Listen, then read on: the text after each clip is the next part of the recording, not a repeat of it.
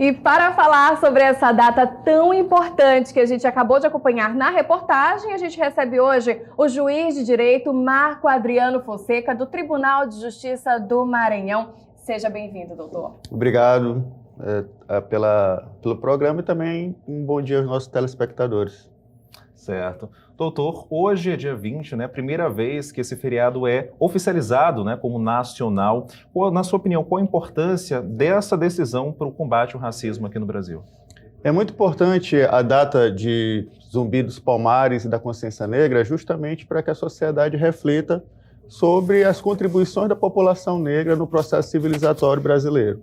Essas contribuições, por muito tempo, foram invisibilizadas por uma série de fatores. Uma delas foi a própria forma como foi conduzido e estruturado o processo de civilização do Brasil, né? Que durante 3 séculos foi baseado a sua produção econômica, a produção de riqueza através do processo de escravização de pessoas negras.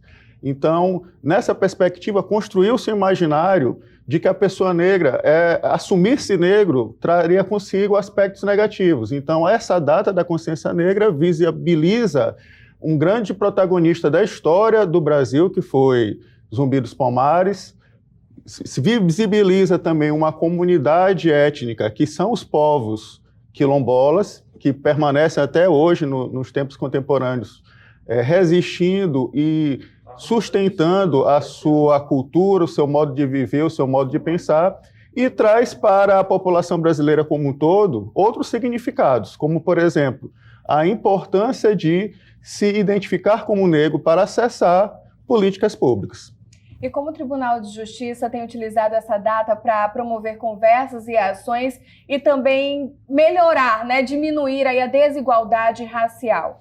O tribunal ele instituiu o Comitê de Diversidade no ano de 2020 e nesses 4 anos várias ações foram construídas, né? O comitê, cabe a ele propor ações institucionais voltadas ao acesso à justiça a todos os grupos, especialmente os grupos historicamente vulnerabilizados. Então, enquanto a população negra, nós trabalhamos o programa de equidade racial. O Tribunal de Justiça do Maranhão é um dos tribunais que assinou logo no início o Pacto Nacional pela Equidade Racial e nós instituímos uma ação afirmativa para os concursos públicos.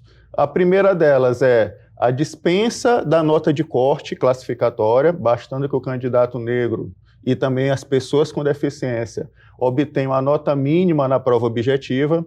Isso fez com que no concurso de juiz de 2023, em que apenas 5 candidatos negros alcançaram essa nota de corte, de 71 pontos, nós aprovássemos 74 candidatos, atingindo a nota mínima de 60 pontos. Então, hoje o Maranhão é o tribunal do Brasil com o maior número de aprovados negros que passaram por uma comissão de avaliação, uma comissão de heteroidentificação, que validou essa declaração, e nós temos uma maior quantidade de candidatos negros no resultado final de um concurso no Brasil. Então, isso é um momento histórico.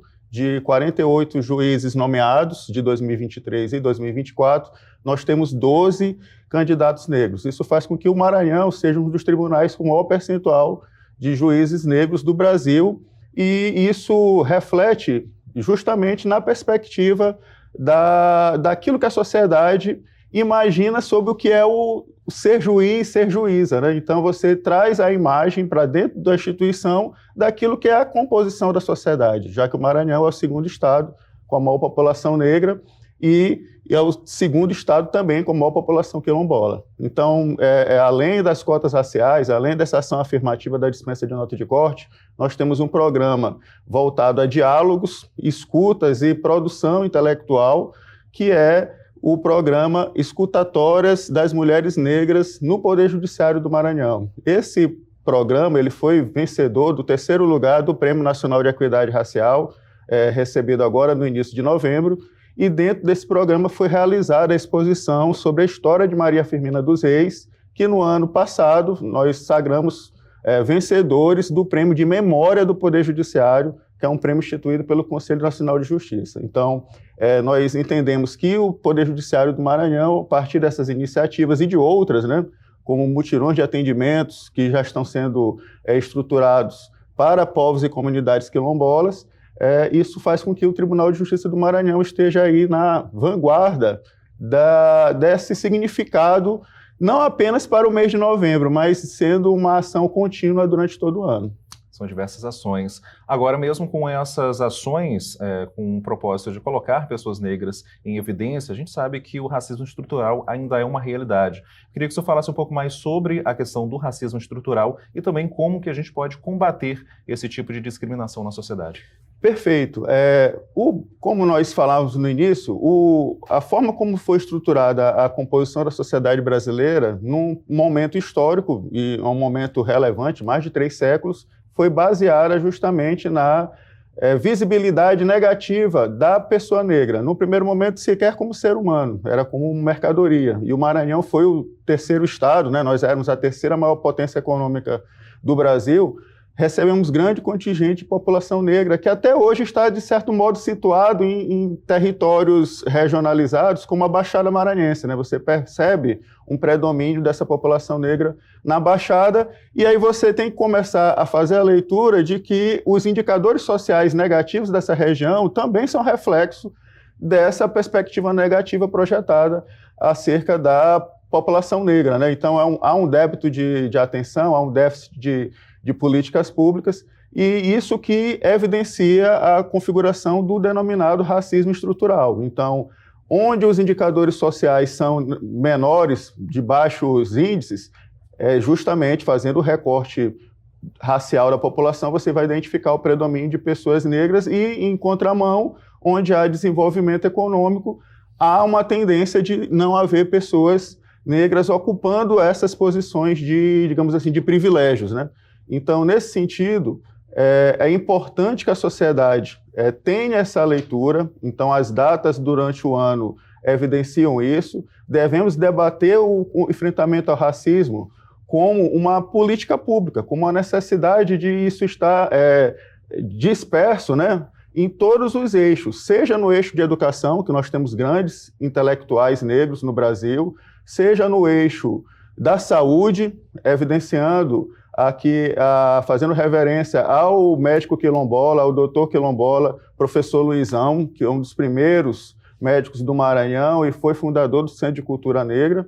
E também temos que evidenciar essas capacidades e potencialidades da população negra para além da cultura, né? Porque é muito arraigada a compreensão de que os negros são bons no esporte, são bons na cultura, são bons nas artes, mas essas habilidades e competências, elas estão aí em todas as áreas, né? Então, na engenharia, no direito, na medicina, nas outras áreas da ciência. Então, enfrentar o racismo é justamente quebrar essas barreiras que, por muito tempo, colocaram as pessoas negras no papel de subalternidade. Então, quando você vê uma pessoa negra, às vezes ainda tem pessoas que eventualmente mudam de calçada, têm um temor, há aquela figura de que o negro é uma pessoa suspeita.